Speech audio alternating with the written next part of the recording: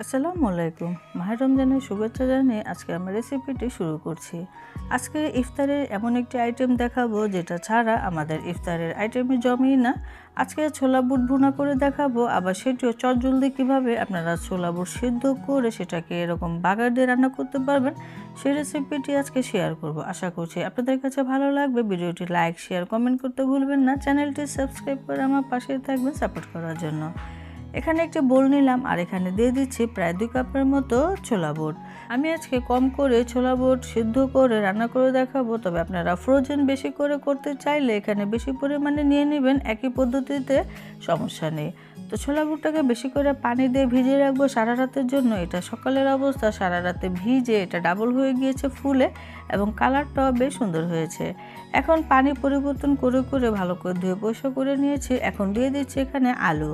তো আমি এখানে 3টা আলু ভালো করে ধুয়ে পরিষ্কার করে নিয়েছি। সেই সাথে দিয়ে দিচ্ছি 1 টেবিল চামচ পরিমাণে লবণ, আর সেই সাথে দিয়ে দিচ্ছি সিক্রেট একটি উপকরণ, সেটা হচ্ছে বেকিং সোডা। আমি এখানে 1 চা চামচ পরিমাণে বেকিং সোডা দিলাম। এতে করে খুবই দ্রুত 15 থেকে 20 মিনিটের মধ্যে বুট সিদ্ধ হয়ে যাবে। তো আমি চুলায় বসিয়ে দিয়েছি, চুলার জালটা বাড়িয়ে রেখে বলক আনিয়ে নিব, আর উপরে যে ফেনাগুলো হয়েছিল সেটা আমি তুলে নিলাম। এখন ঢাকনা দিয়ে ঢেকে চুলার জালটা মিডিয়ামে রেখে এই বুটটাকে সিদ্ধ হওয়ার আগ পর্যন্ত রান্না করে নেব। ফিরে এলাম আমি কিছুক্ষণ পরে। আপনারা যদি এরকম সোডা ব্যবহার করেন তাহলে বুট সিদ্ধ হতে বেশি সময় লাগবে না।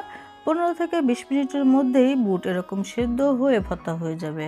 আর বুট যদি ভালো করে সেদ্ধ না হয় তাহলে কিন্তু খেতে মজা লাগে না। বুট অবশ্যই ভালো করে সেদ্ধ করে নিতে হবে। আলুটা তুলে নিচ্ছি এবং বুটগুলো থেকে পানিটা ঝরিয়ে এক সাইডে রেখে দিয়ে এখন বুটটা বাগার দিতে চলে এলাম। চুলায় ফ্রাই প্যান বসে এখানে আমি প্রায় আধা কাপ একটু কম হবে তেল দিয়ে দিলাম। তো বুট বাগারে তেলের পরিমাণটা আপনারা বুঝে দেবেন যতটুকু বুট বাগার দেবেন। এখানে আমি 2টা তেজপাতা, 4টি এলাচি, কয়েকটা লং এবং কয়েক টুকরা দারচিনি, সেই সাথে 2টা শুকনো মরিচও দিয়ে দিলাম। দিয়ে এখন তেলে হালকা একটু ভেজে নিব, এতে করে খুব সুন্দর একটি সুঘ্রাণ আসবে। তারপরে এখন দিয়ে দিতে হবে পেঁয়াজ। আমি এখানে প্রায় 15 কাপের মতো পেঁয়াজ কুচি দিয়ে দিলাম। তো পেঁয়াজটা একটু বেশি করে দিতে হবে, কারণ এই পেঁয়াজটাকে ভেজে আমি বেরেস্তার মতো তৈরি করে নিব, সেজন্য পেঁয়াজটা বাড়িয়ে দিতে হবে।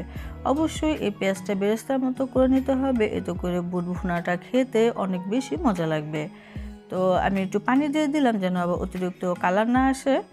তো এখানে আমি 1 চা চামচ হলুদের গুঁড়া, 1 চা চামচ মরিচের গুঁড়া, আসলে স্বাদ অনুযায়ী মরিচের গুঁড়াটা দিতে পারেন, আমি আরও আধা চা চামচ পরিমাণে দিয়ে দিলাম। আর সেই সাথে 1 চা চামচ করে জিরার গুঁড়া এবং ধনিয়া গুঁড়াও দিয়ে দিলাম।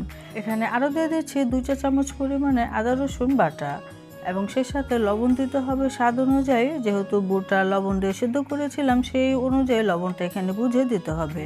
তো আমি এখানে আধা চা চামচ পরিমাণে প্রথমে লবণ দিয়ে দিলাম।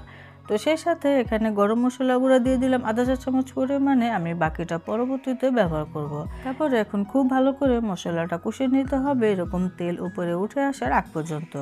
এখন দিয়ে দিচ্ছি টমেটো। আমি এখানে 2টা মিডিয়াম সাইজের টমেটো নিয়েছিলাম, সেটাকে খুব ভালো করে এরকম মিহি কুচি করে নিয়েছি, দিয়ে দিলাম। সেই সাথে এখানে আধা চা চামচ পরিমাণে গরম মশলা গুঁড়াও দিয়ে দিলাম। দিয়ে আরও কিছুক্ষণের মতো মশলাটা কষিয়ে নেব, এতে করে বুট ভুনা খেতে বেশি মজা লাগবে। তো মশলাটা কষিয়ে নেওয়া হয়ে গিয়েছে। এখন আমি সে সেদ্ধ করে রাখা আলুগুলো এভাবে একটু ভেঙে ভেঙে দিয়ে দিচ্ছি। বেশি ভাঙবো না, আধা ভাঙা করব, বেশি ভাঙলে খেতে মজা লাগবে না, এরকম আধা ভাঙা করে দিয়ে দিতে হবে। তো আলুটা আমি মশলার সাথে কয়েক মিনিটের মতো কষিয়ে নিব। তারপরে সে সেদ্ধ করে রাখা বুট দিয়ে দিচ্ছি। আপনারা চাইলে এই পর্যায়ে বুটগুলোকে ডিপ ফ্রিজে রেখে দিতে পারেন একটি এয়ারটাইট বক্সে ভরে। তো 1 মাস পর্যন্ত খাওয়া যাবে, কোনো সমস্যা নেই। আপনারা যদি বেশি করে বুট এরকমভাবে সেদ্ধ করে রেখে দেন সমস্যা নেই, শুধু ইফতারের আগ মুহূর্তে ভেজে নিলেই বা ভুনে নিলেই হয়ে যাবে।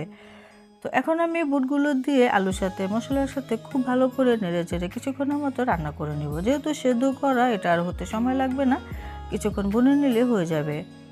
তো চুলার জালটা এই পর্যায়ে মিডিয়ামের থেকে কিছুটা কমে আছে। তারপরে আমি বুটটাকে রান্না করে নিচ্ছি।